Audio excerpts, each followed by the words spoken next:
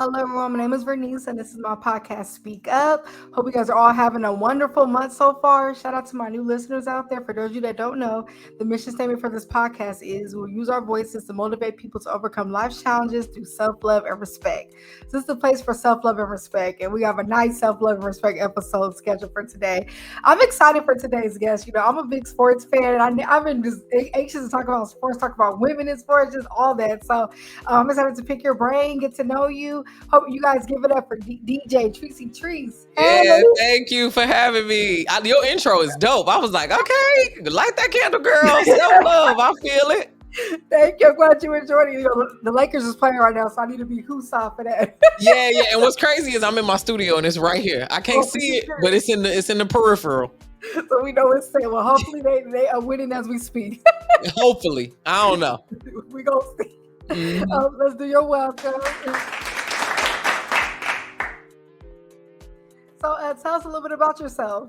Okay, I go by the name of DJ Tricey Trice, and that's my name because I was a DJ for 10 years, y'all. Like, no lie, I was a DJ. Baby showers, mostly corporate events, all kind of things. I said baby showers because I did a lot of baby showers. So I went up the traditional, like, hustle your way up to DJ, but then I figured out that corporate opportunities and weddings were like really my lane because I like to control my environment. So I spent a little time in the club and doing those kind of events, but I really like bringing a dope environment, you know, to people. Then the pandemic happened and I lost everything pretty much in all at one time. So I decided to pack up everything in my car, drive to LA and go after my podcast and dreams. And that's how I got here. A little bit more about how I got started with the Sparks. I literally bought a $40 webcam and started talking about the Sparks in my kitchen. When I moved to LA, I needed a hobby, and I loved the Sparks my whole life. Since the beginning of WNBA, 1997, that was my team. Chicago didn't have a team. I grew up in Chicago. So I got season tickets to the Sparks, and that was basically my activity to go do by myself and just kind of meet people.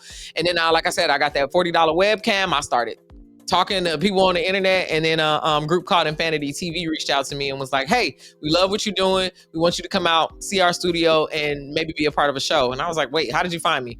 They're like, you're just putting up videos online and we think you funny. We think you up next. Like, come out and do that. And that was 3 years ago. And that show is called the LA Sparks Weekly Show. So I've been a credentialed member of WNBA for about three years, going into my fourth season. And then last year, another group reached out to me and was like, hey, we saw your videos. We want to put your podcast on. And that group was Revolt Podcast Network. So I joined the Revolt Podcast Network earlier this year. I'm a part of this cohort and it's going extremely well. So I went from super fan to podcaster with a pretty big network in a matter of 3 or 4 years. So that's a little bit about me, but I'm at my core, I'm a huge sports fan. I'm known mostly for my takes, and they funny. I'm talking real, you know what I mean? I grew up around my daddy and my uncles around that barbecue grill. So if you listen to my show, you getting a real take. I like to say I'm running my mouth about sports because it's just me venting like every sports fan would do. So take what you need, leave what you don't, but definitely leave some comments and come back kind of thing. I love that. I must say, I love your content. Oh my goodness. Cause like, it's like, you know, it's like fun to have, like, to watch content where they're talking about sports, voicing their opinion and speaking the real, like you were saying. I love how too, you give the facts. Like, you don't just keep it fully opinion based. Like, you say your opinion, but you also back it up with real statistics and things that are going on. So shout out to you for that. Thank you. Major. So around what age were you when you like first fell in love with sports? That's tough because I was a big kid. You know, my dad was 6'6", so I was 5, the height I am now, 5'6", in like 4th grade.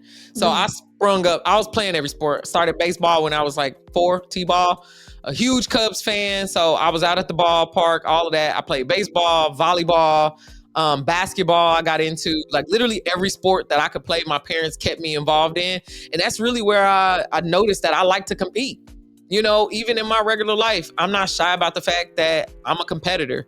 You know, I've gotten a lot of sales jobs. Again, I was a DJ, those kinds of things. It's like, I really like showing my skills and being like, well, what you got next? You know what I mean? Like, I think it's all fun and games. And I think women a lot of times aren't encouraged to lean into their competitiveness. And when they are taught to lean into their competitiveness, it's against each other. And that's not really the thing. Like, it shouldn't be malicious. Guys get to compete all the time and have fun with it, and it still be a camaraderie thing. And that's always been important to me and really what I center my competitive spirit around. And I feel like it's so powerful when women come together with the competitive spirit and use it on things that matter. Yes, absolutely. And the WNBA is a great example of that, right? Those women are competitive. I don't care. I listen to dudes online talk about how it's whack and lame and it's not a good product. I'm like, you have to go out to a game. They're competing a lot harder than some of the men counterparts on different teams. You know, the effort, just the care, the kind of game that they playing. Like, there's nothing. It's unmatched. The WNBA is a whole nother league in terms of competitiveness. It was amazing. I really love this season. I feel like too, like, you know, WNBA players, they play with a lot of passion. I feel like, you know, the NBA, it's already at that like ego part where it's like, you know, they got their stats, they do their little thing, but you still see that drive in the women's eyes over WNBA. So I absolutely love it. Yeah, and the reason being real quick on that one is just like, you know, there's 30 NBA teams, there's 15 WNBA teams. There's not as many roster spots, right? So you get a rookie deal in the WNBA, you probably making $70,000 a year. You know, the season is a little bit shorter, but this is competitive. If you have 2-3 bad games, you might get traded.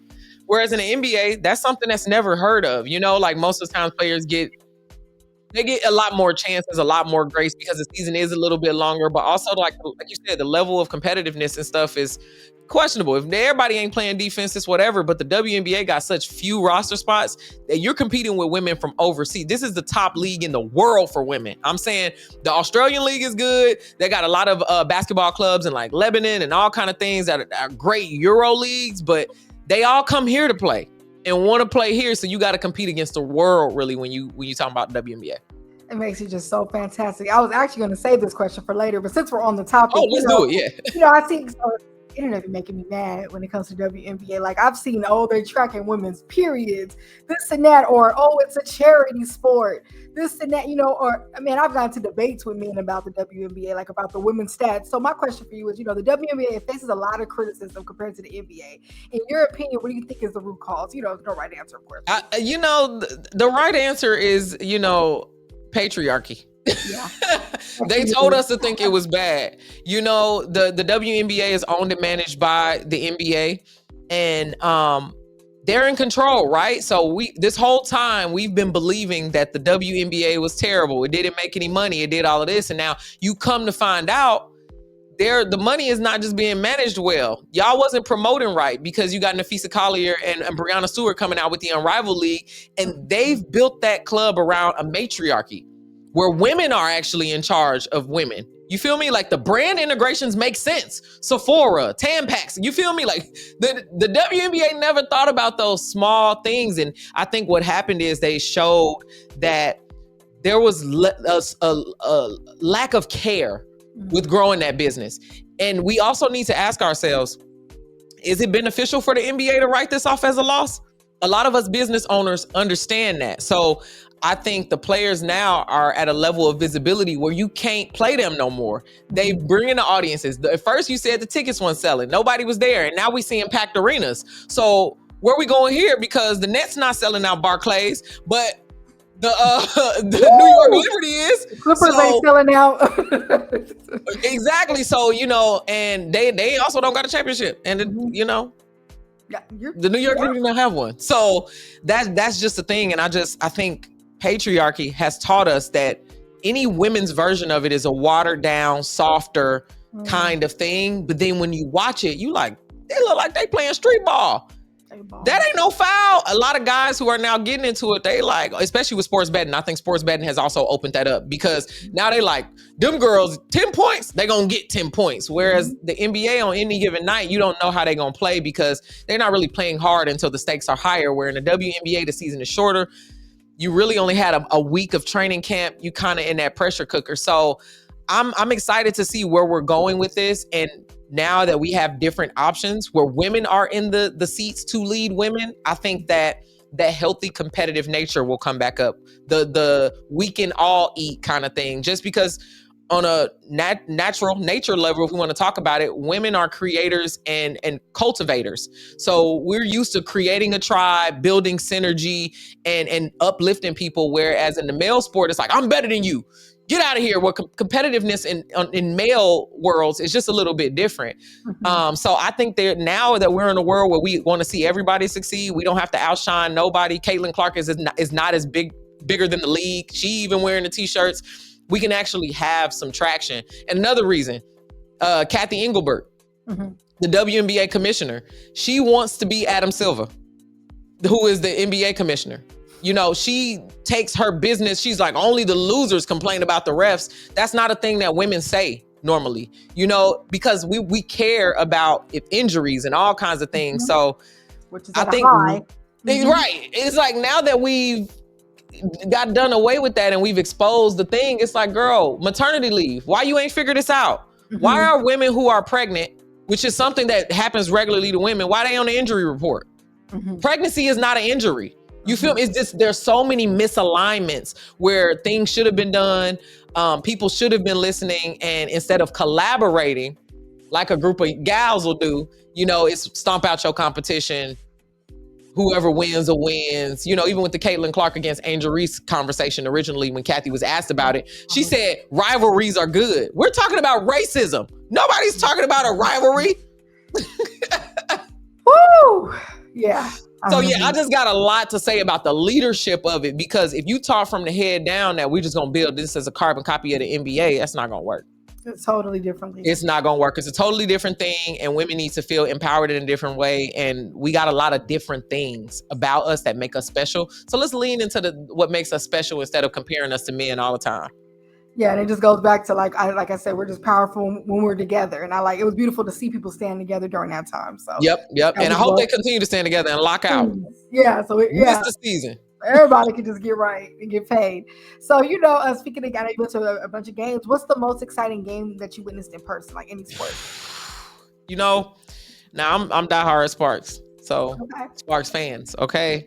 But this is a Sparks game. But Asia Wilson, any game that Asia Wilson is playing in, it is amazing. It'll blow your mind because she's a cheat code.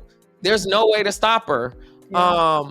So you get in the game and you like, all right, the Ace is gonna beat us by this much. But then the Sparks come back. That's a great matchup for the Sparks. So we usually catch them and we could spar back and forth. But then Asia goes into that mode. She hitting the step back midi. through the contact, she's shooting threes, and her style of play is so confident. She's dominant. It's like watching Shaq when he was hooping for the Lakers. It's like you get that ball, get out of his way. You don't want to take no foul from Shaq Diesel, and a lot of that is Asia Wilson. You'll see a lot of the pictures from the games, and it's 4 people guarding her, which means everybody else is open, and she still don't pass the ball. She'll go in. You know what's going in, that's why. How? So yeah, Asia Wilson moments for me this year and last year, to be honest, have been really great games to go to. Okay, love to hear that. Look, I wouldn't want to take no foul from Alyssa Thomas either. Just gotta throw that out. I'm gonna tell you a funny story about how I met Alyssa Thomas. So Alyssa Thomas came to a Sparks game. It was Sparks and Mercury, of course. Not Mercury, Connecticut. It was last year. Her and DeWanna Bonner were on Connecticut. After the game, you know, I don't talk to the other side because I'm there for Sparks Media. It's a part of my thing. You know, I'm there for my girls. You ain't about to catch me over there talking to the other people. But after the game was over, we lost. Like, I don't even know what happened. Fourth quarter, it just all slid. So Alyssa Thomas and DeWanna Bonner are walking, and they pretty much, we was eliminated from the playoffs after that game. So I went over to them and I'm like, hey, AT, you know, DB, y'all gotta win. Since y'all beat us like this on our home court, you gotta win. And she kind of laughed, but if the people who have met her kind of understand what I'm saying, her energy is very scary. And not that she's like violent or anything, but you just know there's women that you meet. You don't have to say much. She didn't have to say nothing. It's her aura. Yeah. I wouldn't want to even like say nothing to her on the streets for real. Her, Skylar Diggins. I was at I got invited to the Sparks game. It was like a preseason game that was a closed doors kind of thing. They played against the Seattle Storm before the season started. So I was like, cool, I got invited to an exclusive game. I go there, they play or whatever. The game is over. I'm recording my show on the court and I hear like footsteps coming behind me. And I'm like, them sound like some footsteps. I turn around and it's Skylar Diggins. And she like, what up? Scared the living mess out of me. But then she's so cool. Like, then she came back out. She was going to get her kid. So they out there hooping and just playing on the court or whatever. And I'm like, man, what an intimidating lady. But she not about to play with you. And I love that energy. Like, it's not a character. She's not doing it just to do it. She's doing it because she has that much integrity about what she's doing and cares that much about the product. So those are just two of them that I could think of. And I don't really know how I got on that, but indulge me. It goes with the episode. I love it. So today we talking about her being heard and seen. So I'm all here for that. So, so before we get into the episode, last question before we get into it. How has your experience, being in a male dominated, sports media industry? How's it been being a woman in it? I think it's been great for me, but I realize that I do have a privilege because I am a little bit more masculine presenting. I don't identify as a stud or none of that weird stuff. Like, that's not really me. I am a lesbian, but guys like me, and I'll give you this because my audience used to be like 70% women before I started talking about sports, and now it's completely flipped. 94% of the people who view all of my content are men, which means a lot, which goes a lot of different ways because the comments are different and stuff like that. But I think that I remind them of the homegirl that they kick it with and talk basketball with. That's the vibe. So I meet a lot of really cool guys, and there are a lot of men saying a lot of hateful stuff about women's basketball on the internet. Absolutely, for sure.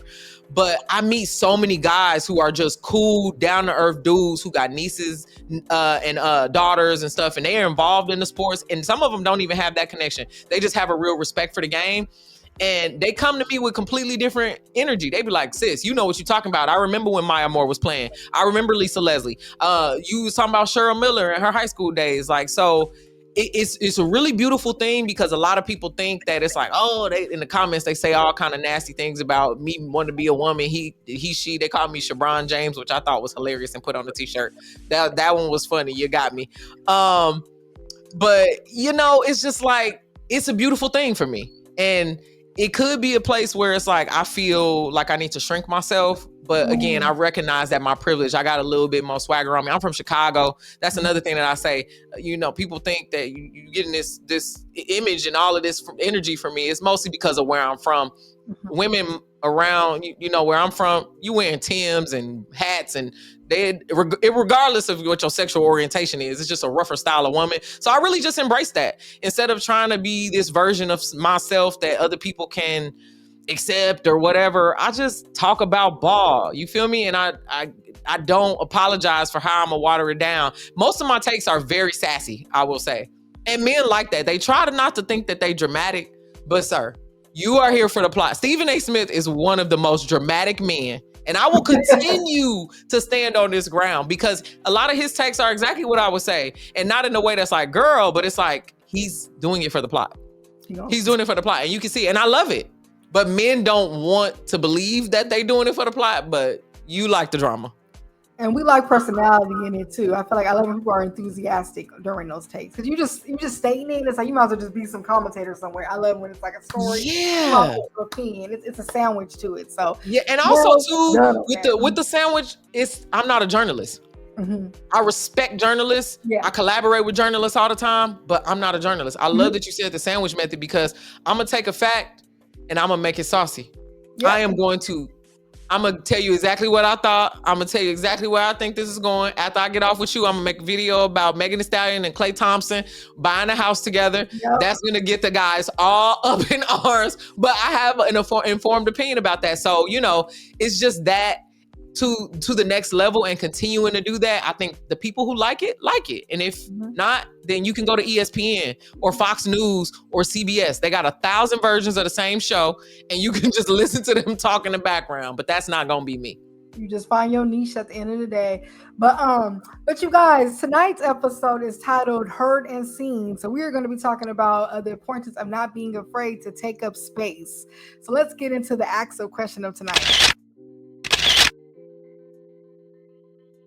So if you're out there listening, please comment. Always go back and read the comments. I'm going to answer the question first, and I'm going to let you answer. So tonight's actual question is, what's your favorite way to take up space? You know what? I have an instant answer for that. My favorite way to take up space is to let my light shine unapologetically. I embrace my aura when I walk through any room, and I work on my posture. Like, I like to walk on my shoulders up. That's how I take up space. Like, how you say, like, Alyssa Thomas, I got to say much. Sometimes it's just that. You ain't even got to do much to take up the space. So what about you? What's your favorite way to take up space? I like to talk. Talking has been my favorite activity since I was a child. Okay. My mama bought me a Talk Girl, one of those little things from Home Alone. If you remember that, Yeah. I burned through so many of them tapes. I'm like, Mom, take me to Radio Shack. I need more tapes. I would talk on the tape and listen to myself talk I used to all do that day. too, on the phone. Yeah, it was just, but I was talking to myself. It was literally podcasting before podcasting was a thing, if you think about it that way. But yeah, that's my biggest way to take up space. People, when I was a kid, used to be like, oh my God, you talk so much, shut up. And I would just go find somebody else to talk to, because I don't care if you don't want to hear me. I am not going to stop talking. It's my favorite activity. As soon as I wake up, I start talking. If that's too much for you, that's fine. But baby, when I tell you I am having the time of my life, I am yapping. So that's my favorite way to take up space. And I love that. And look, and you got people literally listening to you talk. I used to stutter really bad when I was younger. So it's like, they see the irony, you're on something and people listening to you talk for a living. So that's big. But you guys, let's talk about the importance of not being afraid to take up space. You know, you got to allow yourself to be heard. I think sometimes we hold things in, like you're saying, we shrink ourselves, dim our light, do all these things. Like imagine, like you said, in your platform, if you did shrink yourself, your show wouldn't be as good as it is. But I think the fact you're unapologetically you putting yourself out there saying your opinion, that's what allows your media platform to take up the space that it takes. Same with my show, being myself, it takes up the space that it takes. So any thoughts on taking up space?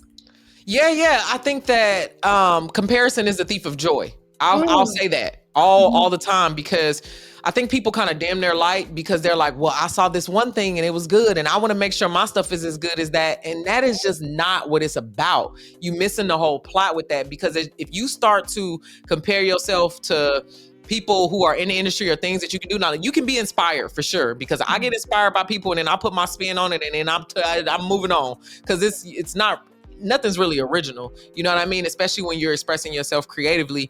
But take up the space and then don't look out into the landscape, because then it's an analysis paralysis. If you're constantly thinking about what you're thinking about, and you're never going to act, you're never going to do the thing. You're always going to be critiquing yourself. So I try to make it a point to take some time to create what I need to create. And then I feel so confidently about it that I post and ghost.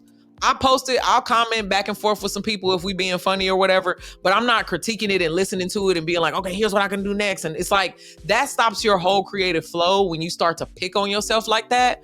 So allow yourself to take space and make mistakes, but then continue to create. Like, that's the space. Don't abandon your spot. Imagine if I stopped talking my sports stuff because people was like, you don't have the credentials. You're not, well, who are you to be saying this? Which they say in the comments and all of that. But if I stopped talking exactly like me, Revolt would have never reached out and said that, hey, we feel like you got a voice that needs to be amplified. Everybody, like we see in the analytics, I asked them, how did you find me? And why do you think I'm good? I literally asked them that because I didn't know and I wanted to know. And they're like, yo, you jumping. This is crazy. And I wasn't viewing it like that. I was just putting numbers up on the board. So instead of looking for validation and waiting to hear hand claps and stuff, I just got up every day and got busy, got in the field. And then the people who needed to find me found me. No, that's well said. Like I said, when I first came across your page, I was like, whoa, like every post you do is interesting. And like, I get bored easy. I'm very like, so no, I just want to give you your flowers on this platform. I saw a post that said, we think posting our content every day is cringe. Being broke is cringe. And I like that because end of the day, you know what I mean? Someone has to discover you. Somebody has to hear you for it to even get out there. If we're never posting, how they gonna know you have a certain gift? So yeah, I'm so here for that. It is now time for the tweet up segment. See, I know I like to be on Twitter, X, whatever they want to call it. Something that I tweeted this week, or going to tweet this week that goes with tonight's episode, is shrinking yourself doesn't get you what you want in life. So this is a huge one. We want something. How you gonna come at it small? Like, it ain't gonna notice you if you small. We have to be okay with taking risks, and I think it does involve putting yourself out there, speaking up on certain things and doing things and getting out of your comfort zone. So I have a question for you. Tell us about a time when you had to take a risk and bet on yourself in your media career.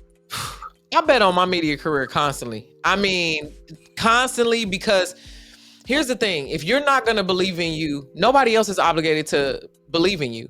If you're not going to vote for you, you're not putting yourself out there to do it is like the craziest way of self-sabotage. So I'll tell you about the DJ story. So again, I was making a pretty decent amount, full-time DJ, and I also owned a karaoke company. But I recognized that luckily the pandemic came, well, not luckily because it was a terrible event, but the pandemic came at a very opportune time because I was starting to get burnt out as a DJ. I was starting to recognize that I had to be at an event every day in order to get the money. And that was tough for me because I wanted to be in multiple places and have multiple streams coming in. So I had to stop DJing to become a producer to start doing this commentary, if that makes sense. So I stopped cold turkey. People were hitting me up, hey, can you DJ this? Can you do this? And I had built a book of business for 10 years and I sold that company and referred all of the people out. So I'm literally turning down money on something that I know I'm good at to try out something new to see what I can be. So that's what that $40 webcam that turns into these expensive cameras that's behind me and all of the stuff that you got in the microphones and now me being courtside. It's like, if I never stopped DJing, if I didn't get from behind those turntables, I would never be able to be in front of you on this camera talking about sports. I would never be able to be present with you and at the games and talking about the things and watching the multiple games and giving you my feedback and interacting with my new fans. So it's like that again, over 70% of my audience was women, and I completely flipped my demographic in years because it was something that I believed in, something that I was just passionate about. And it's not even like I had a master plan. To be honest, y'all, I was just feeling joy every day. Every day that I got up and I watched the basketball game, I'll be like, dang, that's funny. I'm gonna say that. And I would write it in my little notebook and then I would do it. And then I started making a couple videos and I'm like, I like doing this. Then I did 3 a day for 100 days straight. No holds barred. I did that. But what that helped me do was to get my production flow together. So now, Anthony Davis just went out with an injury, 45 minutes ago. I posted 12 minutes after he did that. Now I'm shooting because I've been in the gym, very reminiscent of Kobe Bryant. I know your practice habits, so I can pass you the ball during the game kind of thing. So that's a risk. You got to take a risk to see if it's going to work out. And this isn't my first podcast. I've had like 12 podcasts. None of them got picked up. Nobody wanted to give me any money. And I was so shocked when Revolt hit me up. And I started, I actually had 2 podcasts last year. I had a Sparks podcast called The Spark, and then I had one that was a Lakers podcast. So I had 2 of them with separate audiences, and something told me at the beginning of the year, just do one podcast. So I merged both my shows and podcasts and just called it The Post Up, and I was posting up, running my mouth about sports. I kid you not, Revolt called me 3 months after that. I'm like, I don't even have no episodes. They like, we'll help you grow. We actually don't care that it's at the beginning. So it was 1,000 reasons why it wouldn't work out, but I took that risk and continue to follow that risk with another double down. So when you start to win, also don't just withdraw your winnings. Figure out where you want to go next. Bet on yourself again. You got to continuously make risk in order to get to the places that you want to go. Oh my goodness. I hope you guys are all out there taking notes. You dropping gems right now. I needed to hear that. Thank you for sharing your story. That was amazing.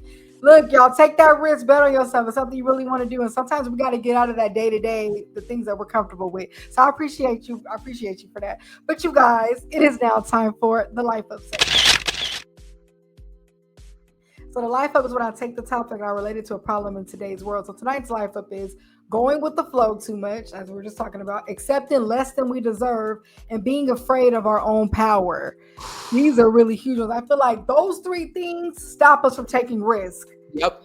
When we're going with the flow, we're accepting less than we deserve and all those things, when there's so much more waiting for us on the other side of that risk. So that is what I said. You just really gave some good nuggets on risk and anything. But anything you want to say about going with the flow? I hate going with the flow, because I absolutely go with the flow, like in a way that's like I'm being nimble, but I'm intentional. Like I'm never in a place just aimlessly wandering. A thing that they used to say when we was kids with the whole DARE program was live above the influence. And every time they said that, I was like, I am the influence. I literally would say that. I am the influence. Me and my little sister would say that. And that's the thing. It's like going with the flow is going with the tide, and it's a bunch of people around you and it's a bunch of water. But if you swim against it, you can create your own little ripples and create your own path. So, go with the flow in a way that's be nimble, because things might not look like what you wanted them to look like.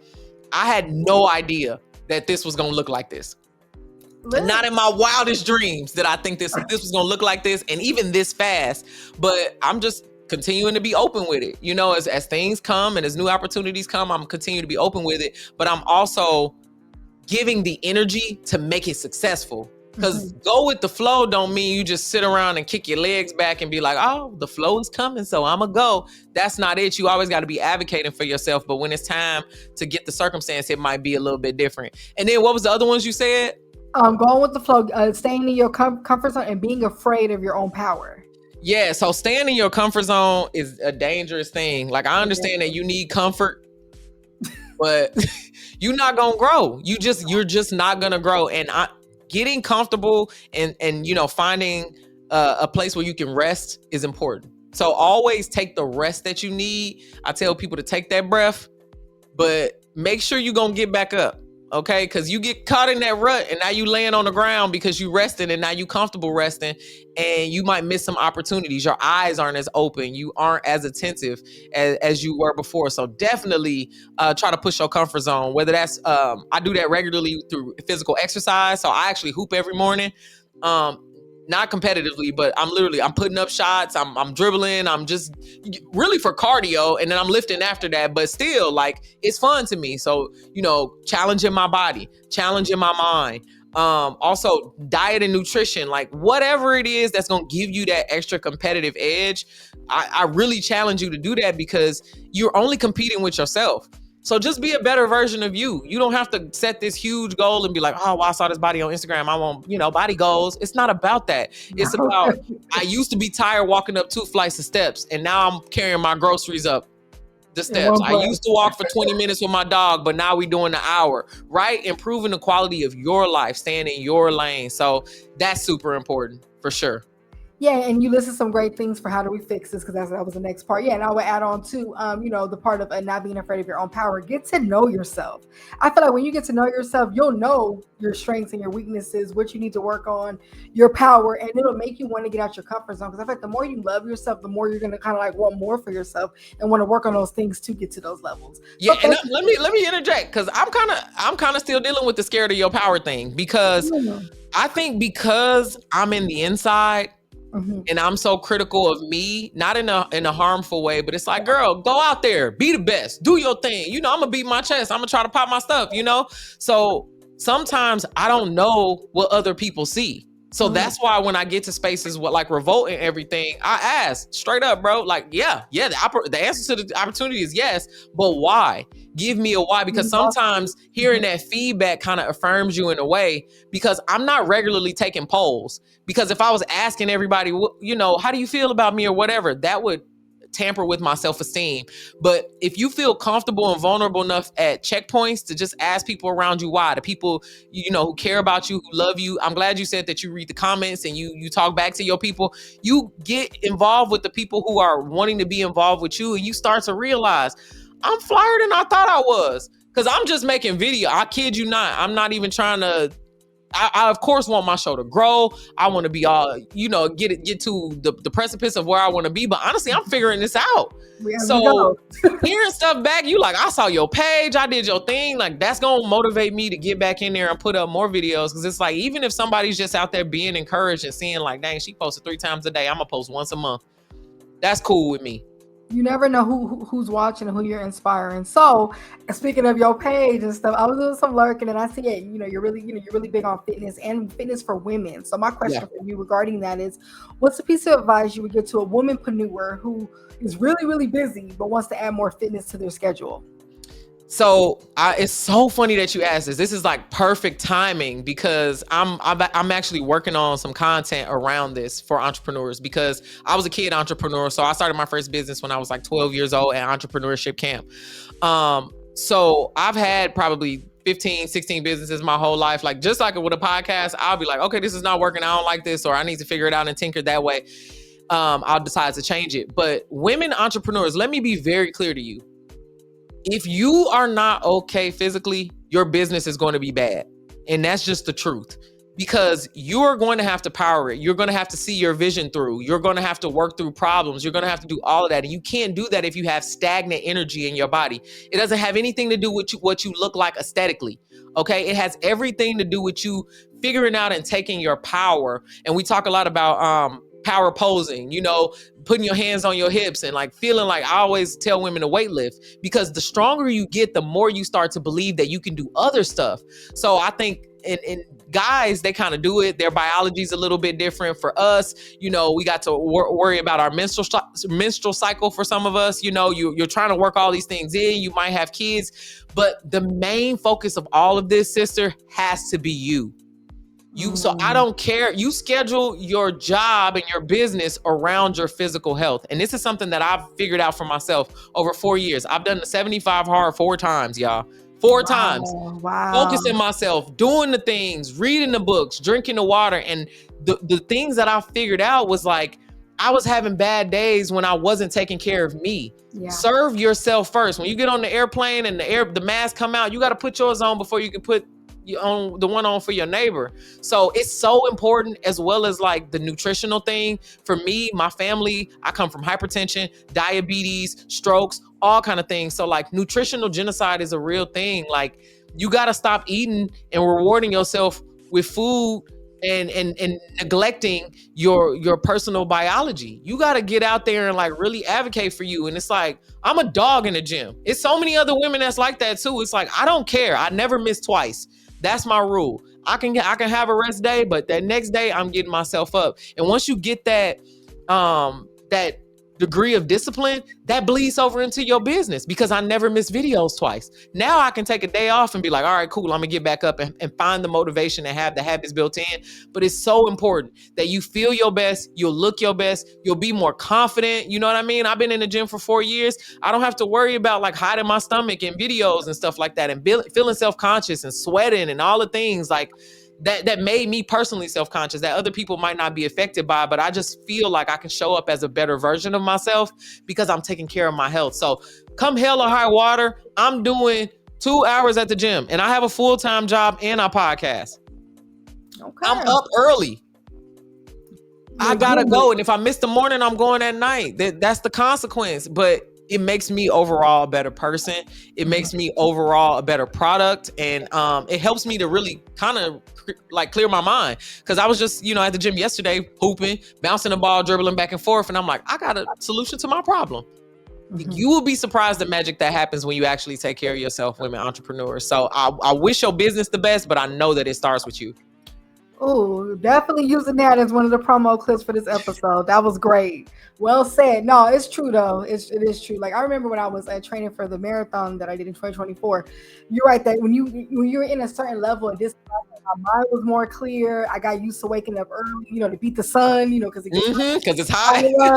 Certain amount of miles. So like, no, you're completely right. And you're right. You take it with you to your everyday and like other things that you're working on. So well said. So speaking of, you know, health and stuff, let's get into the drink up segment. So if you're out there listening, please drink some water. Please. And I have a water fact for tonight.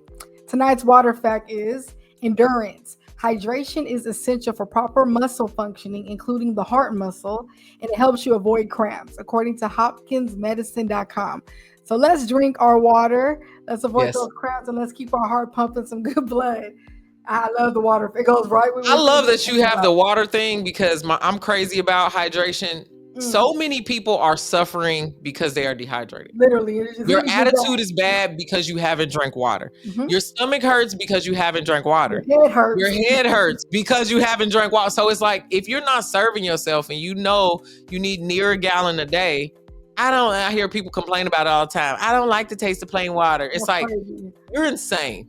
You need to like be an adult. Stop putting them and put some drops in the water if you want a little, you know, Crystal Light or whatever it is. But be serious about your life. Coconut water. I don't know what you want to drink, but you know, serve yourself that water, because I'm telling you, there are times where I'm grumpy and my mood is bad, and I'm like, damn, I've been looking at this computer for 4 hours, and let me go drink some water and take a walk. So I love that fact. Yeah, I'm thinking glad you like it. I always try to keep water near me, like especially when you're busy. It's like if you have that bottle around you, you'll grab it. So back to the episode. Okay, so you know, in your media career, you know, you have gotten a chance to be on actual court side, you know, during the game, you know.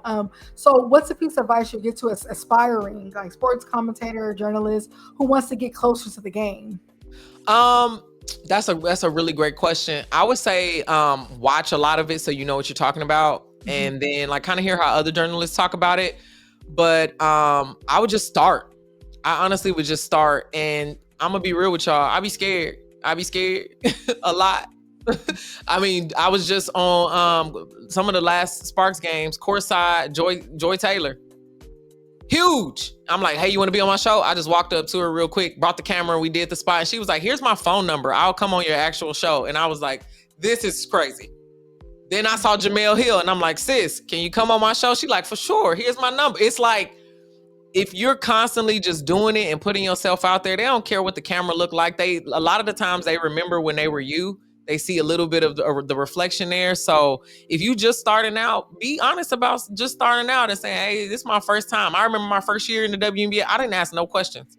I was scared because then you got to say your name and it's recorded and you talking right to the athletes. I didn't want to say nothing wrong. I wasn't sure. I kind of was stuttering a little bit. But like now I don't even prepare my questions. I'll be like, man, I'm tapped in. I know, like the players kind of know me a little bit. So it gets better. You only need about 30 seconds of courage every time. Mm-hmm. Just 30 seconds. And then it gets a little bit easier. Woo. That was wonderful. I hope y'all out there taking notes. But you guys, it's now time for the show up segment.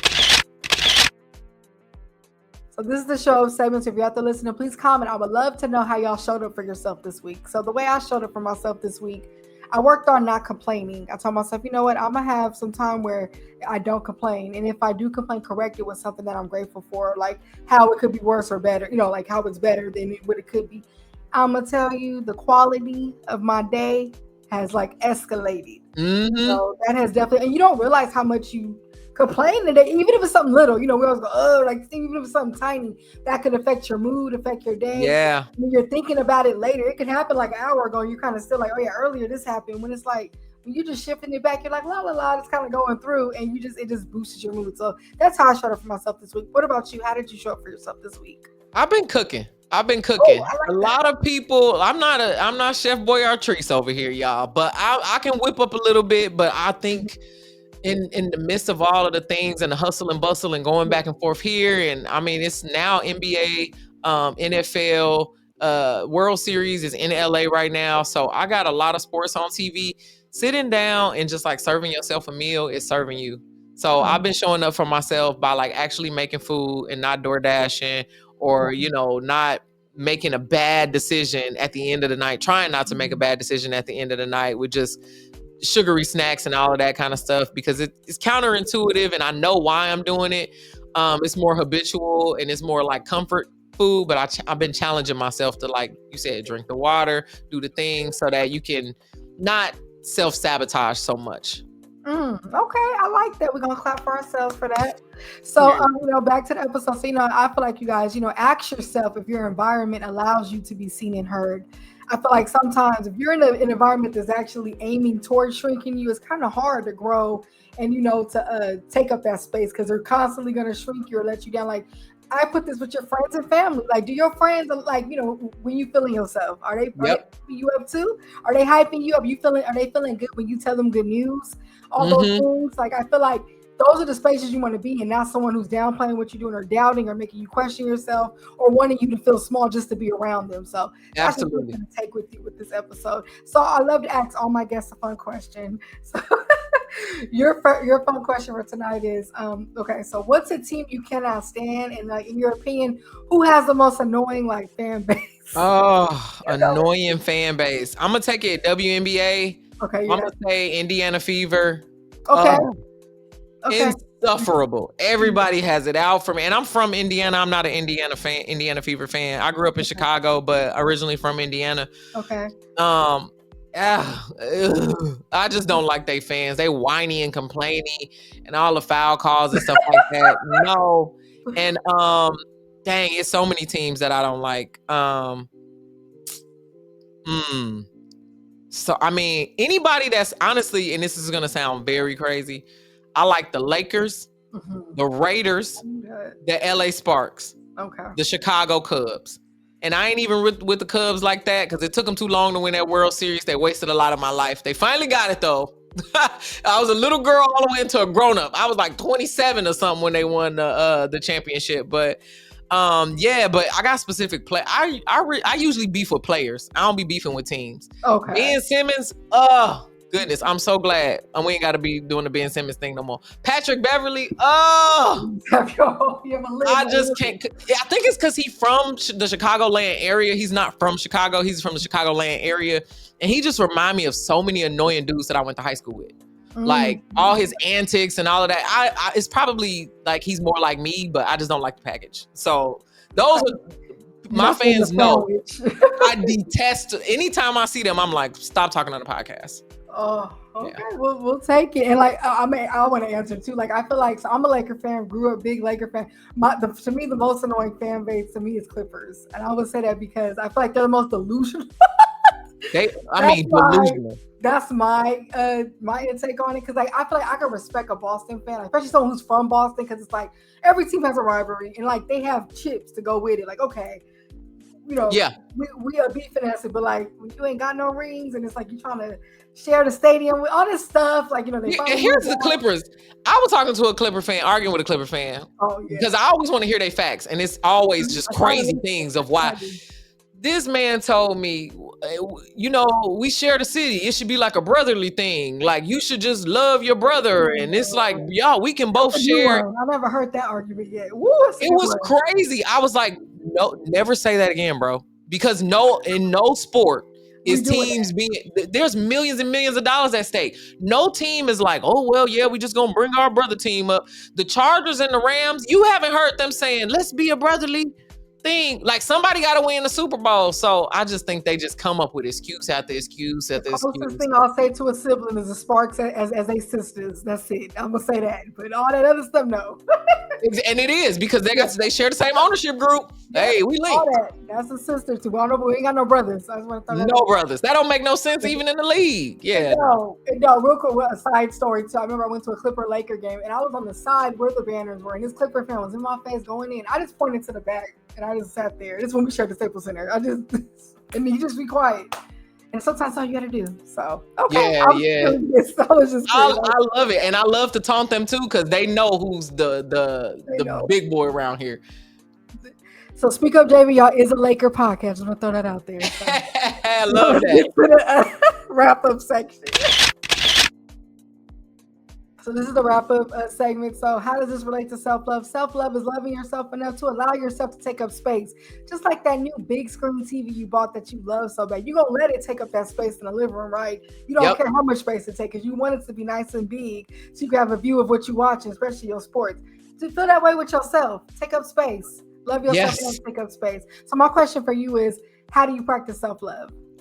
I had a lot. My daddy, when I was a kid, told me had to be 4 or 5 years old. He said, you're going to have a lot of problems in your life, but self-esteem will never be one of them.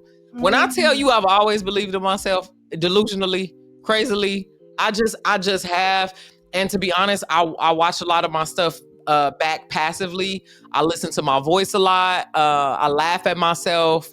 I just appreciate myself for who I am. You know, sometimes people be like, oh, wow, I have a short temper.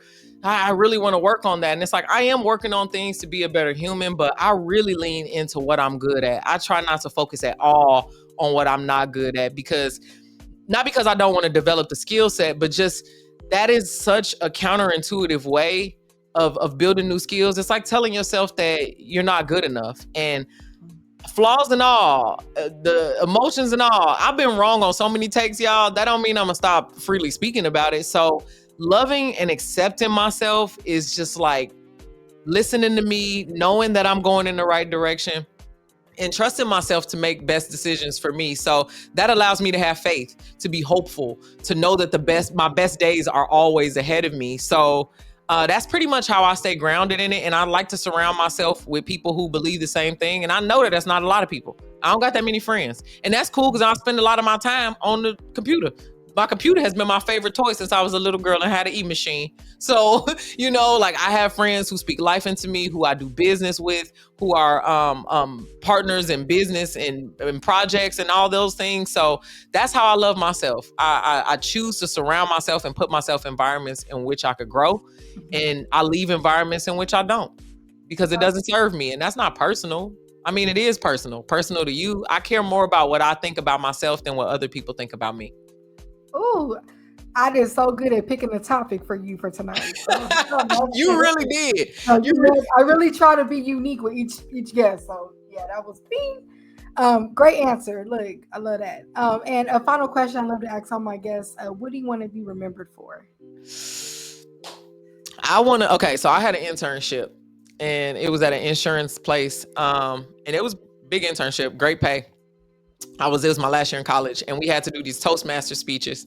So you had to get up every day and just like do these impromptu speeches and not say ums and ers and all kind of stuff. But I remember I was in there one time. It was this guy, Zach, and I don't know where Zach is at right now, but I started my speech with, during the course of my life, I'll touch the lives of millions. And he laughed.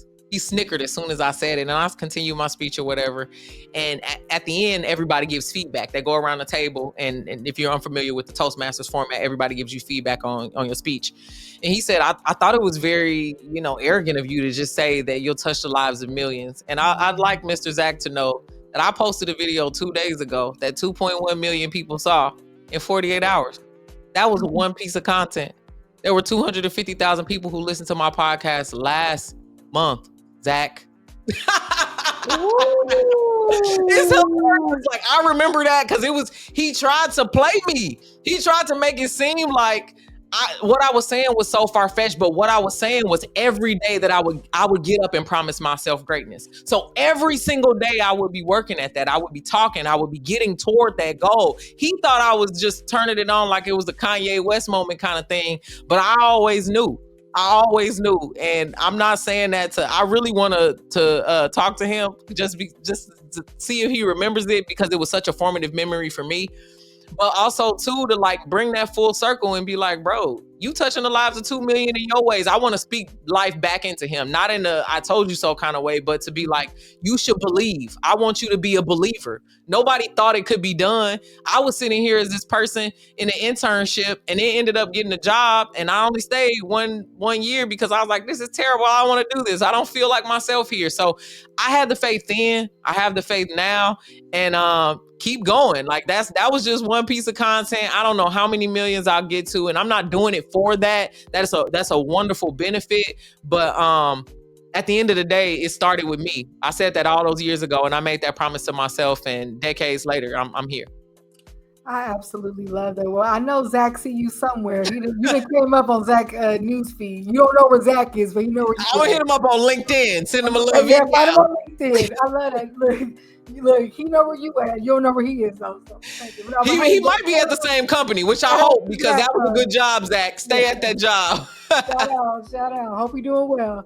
But thank you for that. Yeah, and remember, you guys, don't be afraid to bet on yourself, and you are worthy. So whatever it is, like you have in mind, like you said, you manifested that for yourself. We're worthy of that. We're worthy of achieving our goals and all those things. But you know what? We got to put the work in. So that's just what it is. I appreciate you coming on here. This was an amazing episode. I got thanks for having me. I'm so glad that you found me. This is amazing. Great. No, this all worked out. Yeah, and no, I appreciate you dropping gems and just all the sports stuff and all the inside information. I appreciate that. Before we go, shout your information out. Where can people find you? If you want to follow me, you can find me on every social media platform at DJ Tricey Trice. That's at DJ TRICEUY